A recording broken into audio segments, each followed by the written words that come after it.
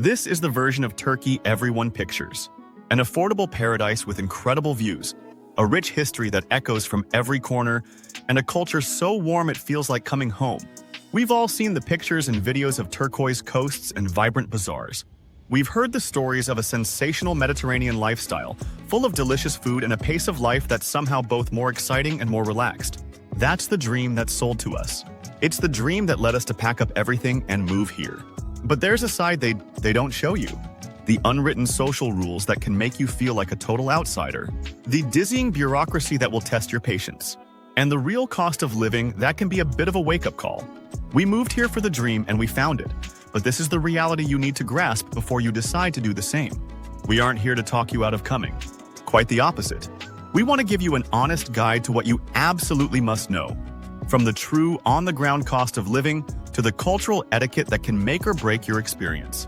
This isn't a tourist brochure. It's a reality check and a genuine look at what it takes to build a life as an expat in Turkey.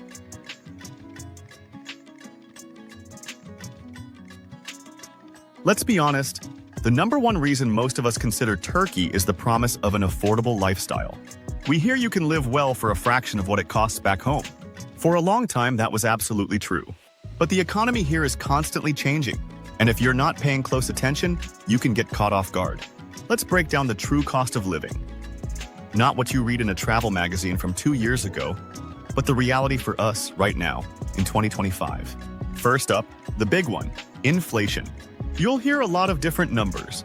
Official reports from mid-2025 say the annual inflation rate has cooled to around 35%. That still sounds high because it is. On the ground, it can feel even more dramatic. Just last year, in 2024, inflation was up around a staggering 75%. While the government has managed to bring consumer inflation down over the past year, the effects are still very present. So, what does this actually mean for you? It means the price of your groceries can feel like it's shifting from month to month. The cheese you bought last week might be noticeably more expensive this week. Food and beverage costs have been a huge part of the inflation story, and you feel it every time you go to the market. It also means the budget you carefully planned before moving can be out of date in 6 months. You have to be flexible, watch the exchange rate, and understand that financial stability here means paying constant attention. The volatility of the Turkish lira is a real challenge. This isn't meant to scare you, but to prepare you. You can't arrive with a fixed budget and just expect it to work. Now, let's talk about what will likely be your biggest expense: rent. This is where the dream of affordability gets its toughest test. Yes, on average, rent in Turkey is much lower than in the US or Western Europe. It's possible to find a nice 3-bedroom apartment on the Aegean or Mediterranean coast for under $1,000 a month. But in the major cities where most expats land, especially Istanbul, it's a completely different story. In Istanbul, a 1-bedroom apartment in a popular central neighborhood can easily run you $85 a month or more. A 3-bedroom can push past $1,652. And those prices aren't set in stone. The rental market is a frenzy. You're competing with locals, other expats, and a constant flow of people moving to one of the world's great megacities. It's not just the price, it's the process. You'll quickly learn about closed neighborhoods. These are districts where the government has stopped issuing new residence permits to foreigners because the population of non-Turkish residents is already too high. You might find a perfect, affordable apartment online, only to find out you can't legally register your address there, which makes getting a residence permit impossible. This is a critical detail that catches many newcomers by surprise. Then there's the deposit. Usually, landlords ask for 1 or 2 months' rent as security. But more and more, especially in hotspots, landlords are asking for 6 months or even a full year of rent up front, often in cash. That's a huge, unexpected financial hurdle for a lot of people. Negotiating is tough, especially if your Turkish is limited. You also have to budget for an annual council tax and mandatory earthquake insurance, which might add up to around $125 or $130 a year for a standard apartment.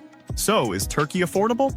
It's a complicated yes, but for a single person, a comfortable monthly budget could be anywhere from $885 to $1,021. A family of 4 might need between $180 and $3,066. It all depends on your lifestyle and, most importantly, where you live. Life in a smaller city like Bursa or a coastal town near Antalya is worlds apart financially from Istanbul. A retiree on a foreign pension can still live a very comfortable, even luxurious life for $1,000 to $1,800 a month in many beautiful areas. But if you're dreaming of a chic apartment in Istanbul's trendiest district, you need a budget that matches that reality. Utilities are one area of relief. Basics like electricity, water, heating, and trash for a normal-sized apartment will typically run you between $56 and $67 a month. High-speed internet is also cheap and widely available. However, you should be aware of the infamous yabancı tax, or foreigner tax. This isn't an official government tax. It's a nickname for the very real habit of being overcharged for services just because you're not Turkish. A handyman might quote you double the local rate, or a shopkeeper might round up a price. It's usually not malicious, just opportunistic. The only way to fight it is with knowledge. Ask Turkish friends what things should cost, get multiple quotes, and, most importantly, learn some basic Turkish. The moment you can ask "Bu ne kadar" and understand the reply, you become a much harder person to overcharge. Public transportation is another bright spot. It's extensive, efficient, and very cheap, with monthly passes in big cities costing as little as $8.67 to $40.57. But other costs add up.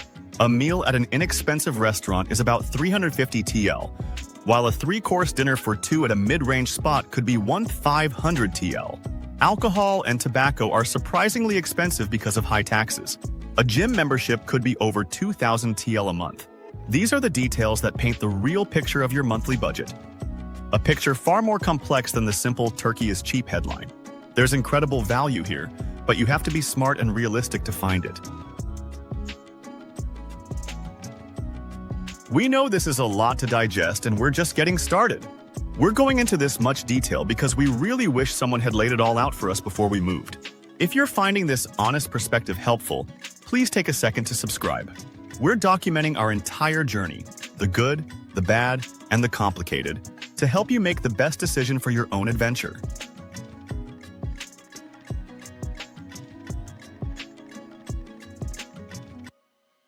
This is the stuff no guidebook can truly prepare you for.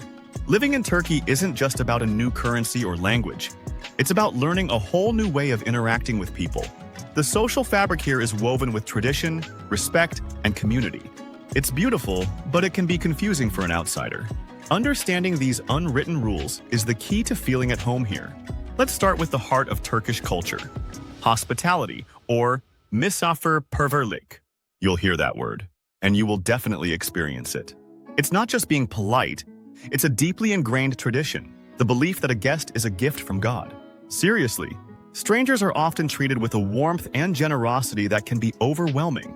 You will be invited for tea, constantly, in a shop, at a market, and definitely if you strike up a conversation with a Turkish person. Here's the first unwritten rule: always accept, even if it's just for a few minutes. Turning down tea can feel like you're rejecting the person offering it. If you're genuinely in a hurry, a polite hand over your heart while you explain can work, but your default answer should be yes. When you're in someone's home, your tea glass will be refilled the second it's half empty. To signal you've had enough, you place your small teaspoon across the top of the glass.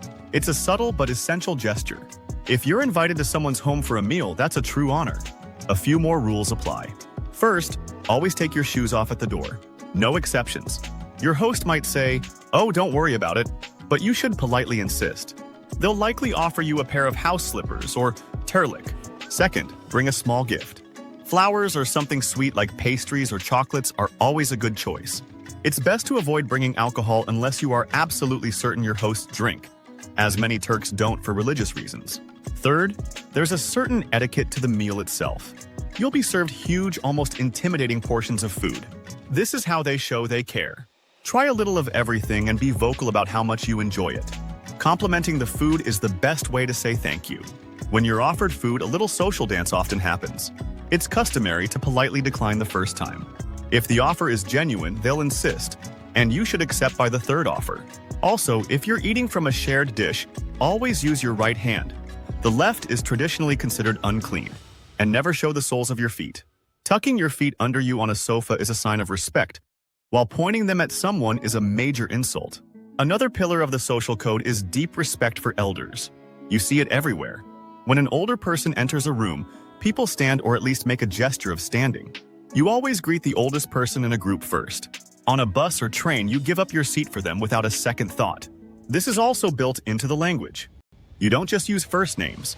Men are addressed by their first name followed by bey, like bey, and women by their first name followed by hanım, like hanım. So, a man named Ahmet is Ahmet Bey. Using this shows respect and is crucial to learn. The language barrier itself is a big deal. In the tourist hubs of Istanbul or coastal resorts, you can manage with English. But as soon as you step outside those areas, you'll find that English isn't common at all. To truly live here, you need to learn Turkish. It's not just about convenience, it's a sign of respect. Making an effort to learn even basic phrases will open doors that will stay shut for those who don't try. Personal space is another cultural difference. Turks generally stand closer to each other than many Westerners are used to. Greetings between friends and family often involve a kiss on both cheeks, even between men. This physical closeness is a sign of warmth, not an invasion of your space. In your neighborhood, or mahalle, you'll find a sense of community that's been lost in many parts of the world. Your neighbors will know you. They will look out for you. They might knock on your door with a plate of food they just cooked. They aren't being nosy, they're being good neighbors. Embrace it. Share food back. Say hello on the street. This community spirit is one of the most wonderful parts of Turkish life. There are smaller, everyday things to know too. Bread is considered sacred and a symbol of prosperity. It should never be thrown away. You might see a local pick up a dropped piece of bread, kiss it, and place it somewhere high up. Blowing your nose loudly in public, especially at a meal, is considered very rude. And chewing gum during a serious conversation is a definite no. Finally, a quick note on how to dress. Turkey is a country of contrasts. In some Istanbul neighborhoods or along the beaches of Bodrum, you'll see the latest European fashions. But it's still a predominantly Muslim country, and in many places, conservative dress is the norm. This doesn't mean you have to cover your head, but it does mean being mindful. When you're away from the tourist zones, and especially when visiting a mosque, modest dress is a sign of respect. For men and women, this means covering your shoulders and knees. Women should also carry a scarf to cover their hair when entering a mosque. Observing these small acts of cultural respect will earn you smiles and acceptance wherever you go. Section 3. The bureaucratic maze and the yabancı factor. If the cost of living is a river and the culture is an ocean, then Turkish bureaucracy is a labyrinth. It's a maze of paperwork, appointments, and rules that can seem to make no sense, and it can test the patience of even the calmest person. This is easily one of the biggest challenges you'll face as an expat. The biggest hurdle, the one everyone dreads, is getting your residence permit, or ikamet. You can't just decide to live in Turkey. You need this permit, and getting it has become much harder in recent years. The most common way used to be a short-term permit based on a rental contract. However, as of 2025, reports indicate this option is no longer being renewed for many nationalities as the government tries to control illegal stays. This is a huge and critical change to be aware of. This means new expats have to look at other options, like buying property, getting a work permit, starting a business, or enrolling as a student. Each of those paths has its own set of complex rules. Let's quickly walk through the general process so you can get an idea.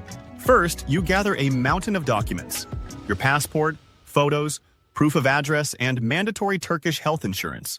You can't get a permit without it. You also have to prove you have enough money to support yourself. For some applicants, this might now require a sponsorship letter from someone who earns at least 1.5 times the Turkish minimum wage per person they sponsor. Once you have your stack of papers, you fill out an online application on the government's immigration website. This is where the fun really starts.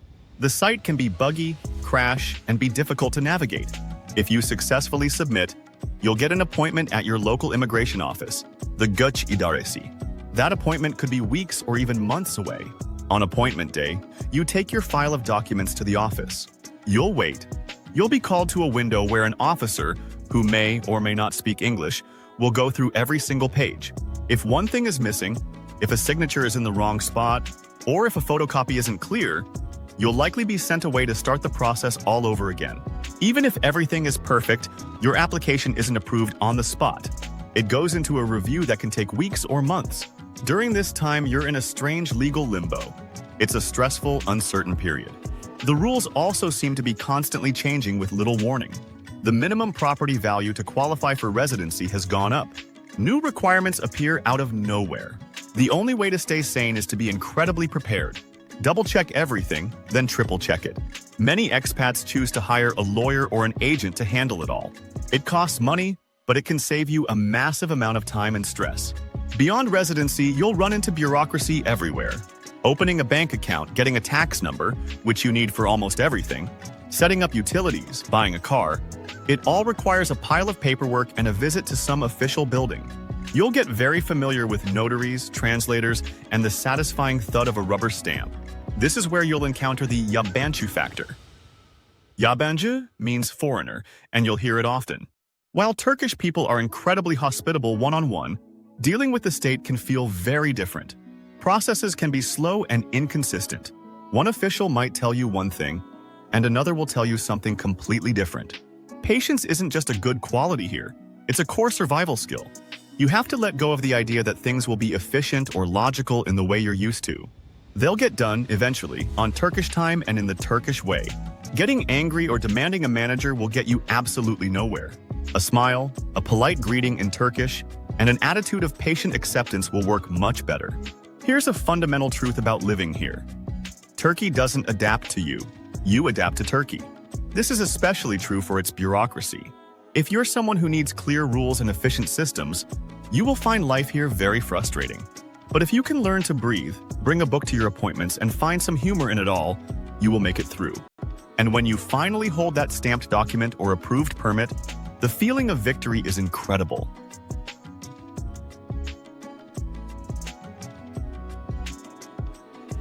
So, after all that, the shifting economy, the maze of bureaucracy, the complex cultural rules, we come back to the big question. Is it worth it? Is that dream of a beautiful life in Turkey still a real possibility? For us, the answer is a resounding, complicated, and heartfelt yes. But it comes with a huge asterisk. Turkey is a magnificent country, but it is not an easy country. It's a place of incredible highs and incredibly frustrating lows. The dream is alive in the taste of a sun-ripened tomato from the local market that tastes better than anything from a supermarket back home. It's alive in the warmth of a shopkeeper who invites you for tea without expecting you to buy a thing. It's alive when you're standing in the ruins of Ephesus or looking out over the Bosphorus, feeling the immense beauty of thousands of years of history. It's alive in the amazing communities of expats and locals who help each other, share information, and navigate the challenges together. But that dream only works if it's built on a foundation of reality. The dream falls apart if you arrive expecting the cost of living from 5 years ago. It falls apart if you think you can live here long-term without even trying to learn the language. And it falls apart if you expect official business to be simple or fast. So, who is Turkey for? Turkey is for the adventurer, not the tourist. It's for someone who is resilient, patient, and open-minded. It's for someone willing to be uncomfortable, to be confused, and to make mistakes. It's for the person who values a life rich in culture, community, and history, and is willing to pay the price for it with patience and flexibility. It is probably not for someone who needs perfect order and predictability. It's not for the person who gets easily frustrated when rules change or when things don't make logical sense. So, here's our final advice for anyone thinking about making the move. First, do your financial homework and then add a 30% buffer to your budget. Be ready for surprise costs and the reality of inflation. Second, start learning Turkish before you get here. Even knowing 100 words will completely change your experience. It's the single best tool you have for fitting in. And third, connect with the expat community online before you come.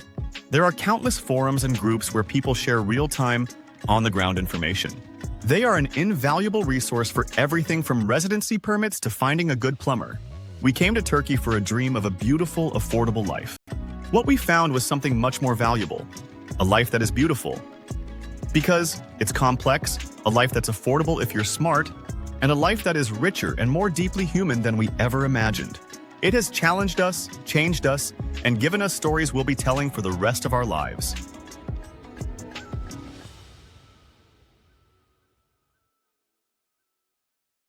We're continuing to share our unfiltered journey right here on this channel.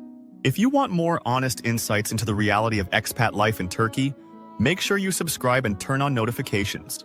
And now we want to hear from you. If you live in Turkey, what's the one piece of advice you wish you knew before you moved? And if you're thinking about it, what's your biggest question or fear? Share it all in the comments below. We read every single one, and your stories help this entire community. Thanks for watching.